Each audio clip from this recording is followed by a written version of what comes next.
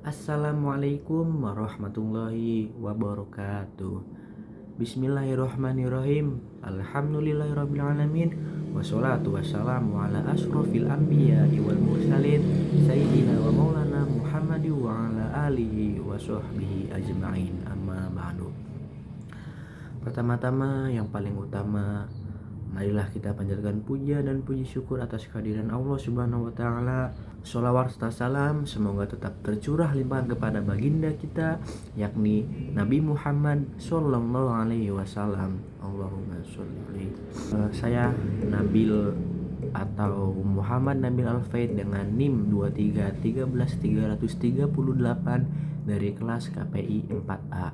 Nah, ini adalah video learning jurnal mata kuliah peminatan, yaitu public speaking ke-9 saya. Nah, pada pertemuan minggu kemarin itu seperti biasa, Bapak Adi itu menunjuk kepada 3 public speaker yang ada di dalam kelas, yang dimana public speaker itu ada 2 dari perempuan dan 1 dari laki-laki, yang dimana 2 perempuan itu yang pertama ada saudari Wulan, terus yang kedua itu ada saudari Ummul Kulsum. Nah, untuk yang laki-lakinya itu ada Nabil atau saya sendiri.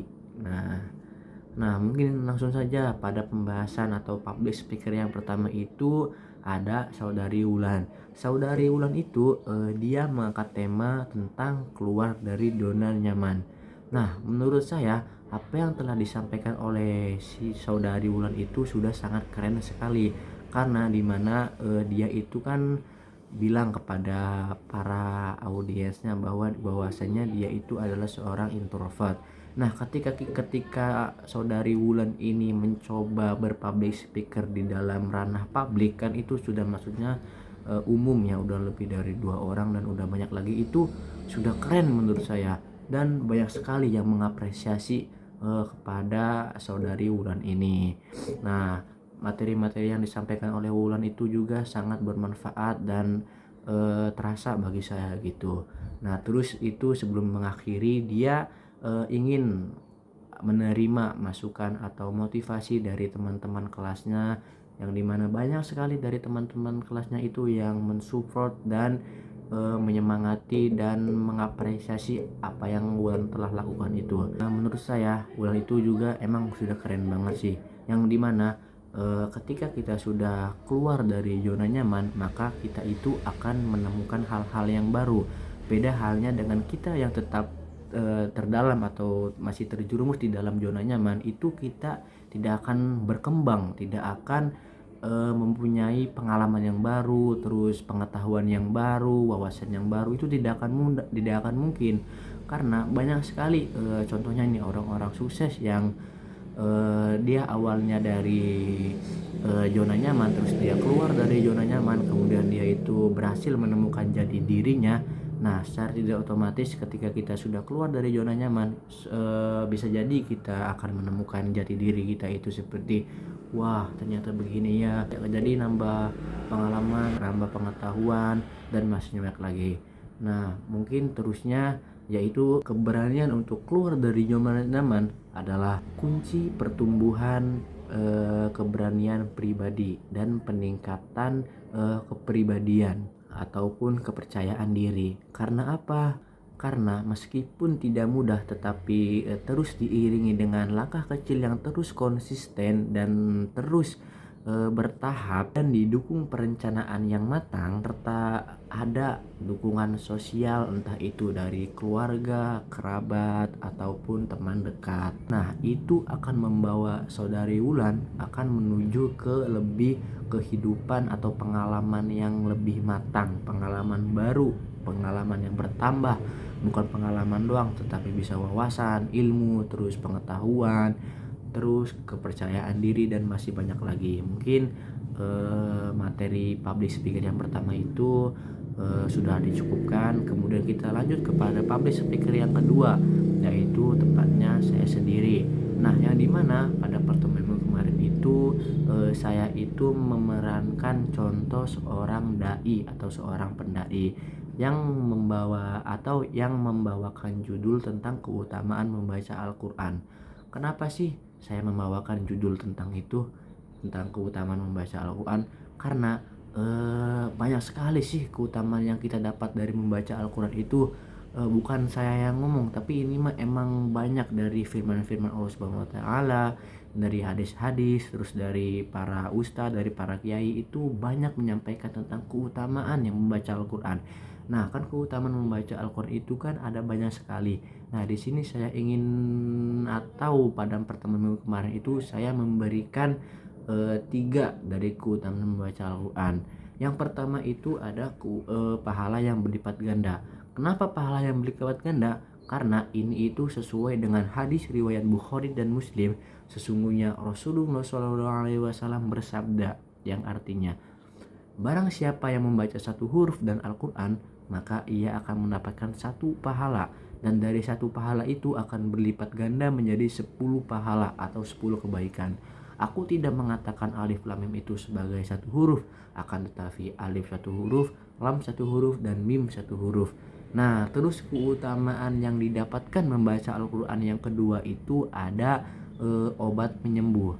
Nah, kenapa obat penyembuh? Karena ini sesuai dengan firman Allah Subhanahu wa taala dalam surat Al-Isra ayat 82 kalau nggak salah, yang artinya dan kami turunkan di dalam Al-Quran suatu yang menjadi obat penyembuh dan rahmat bagi orang-orang yang berfirman. Nah, mungkin langsung saja kepada keutamaan ketiga membaca Al-Quran, yaitu tidak lain tidak bukan rumah menjadi bercahaya. Karena ini itu sesuai dengan hadis yang diriwayatkan oleh Tirmizi, dijelaskan bahwasanya yang artinya sesungguhnya setan itu tidak akan berani masuk ke dalam rumah yang di dalamnya dibacakan atau dibacain surat Al-Baqarah. Nah, itu tadi dari penyampaian public speaker atau penyampaian saya yang kedua. Terus penyampaian yang ketiga atau penyampaian materi yang ketiga itu dari public speaker, yaitu ada dari saudari Umi Kulsum dari kelas KPI 4B. Nah, materi yang dibawakan oleh Umi Kulsum itu materi yang sangat bagus, terutama untuk menambah pemahaman kita tentang haid, apalagi terutama kepada perempuan-perempuan. Nah, karena apa kita mempelajari ilmu haid itu wajib? Karena ada hukumnya. Bagi perempuan atau bagi wanita mempelajari ilmu haid itu hukumnya fardu ain. Yang dimana fardu ain ini kalau kita analogikan kepada contoh seperti kita meninggalkan sholat atau meninggalkan puasa, itu kita akan berdosa. Nah, itu sama halnya dengan hukum fardu ain. Nah, dan untuk hukumnya bagi laki-laki itu fardu kifayah. Nah, yang dimana kita analogikan contoh itu seperti ketika kita ada di sebuah kampung atau sebuah desa, terus ada yang meninggal, itu kita wajib seperti mengubur, mensolati, terus memandikan. Nah, ketika itu sudah dilakukan oleh sudah ada ataupun sudah diwakilkan oleh satu orang ataupun yang dilakukan oleh di kampung tersebut, maka kewajiban yang lainnya itu akan gugur juga. Nah, mungkin langsung saja kepada pembahasan selanjutnya atau pembahasan tentang haid. Di sini saya akan menjelaskan sedikit dari apa yang telah disampaikan oleh saudari Umi Kulsum. Nah, haid itu secara bahasa berarti mengalir.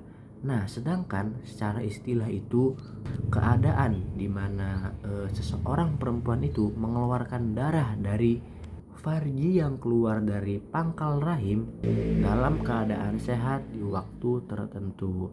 Nah, umumnya itu biasanya para perempuan itu mengalami haid itu bisa bermacam-macam. Kita ambil umumnya saja, rata-rata orang itu mengalami haid sekitar 6 sampai 7 hari. Terus ada lagi yang namanya istihadah. Istihadah itu darah penyakit secara istilah gampangnya. Kenapa ini dinamakan darah penyakit? Karena darahnya itu keluarnya melebihi atau keluar dari waktu-waktu haid. Jadi beda nih antara darah haid sama darah istihadah. Ketika perempuan itu mengeluarkan darah haid, otomatis dia itu tidak sholat, tidak puasa ataupun yang lainnya. Beda halnya dengan dia mengeluarkan darah istihadah. maka dia itu masih diwajibkan untuk sholat dan yang lainnya. Nah, darah haid itu keluarnya minimal, semini-minimalnya itu 24 jam atau 1 hari 1 malam. Ketika seseorang perempuan itu mengeluarkan darah haid kurang dari waktu tersebut, maka itu belum dinamakan haid. Dan ada maksimalnya. Berapa sih maksimal perempuan itu mengeluarkan darah haid? Maksimal perempuan mengeluarkan darah haid itu kurang lebih 15 hari atau setengah bulan. Nah, yang dimana ketika seseorang ini mengalami haid, kita kasih contoh nih, misalkan si Siti.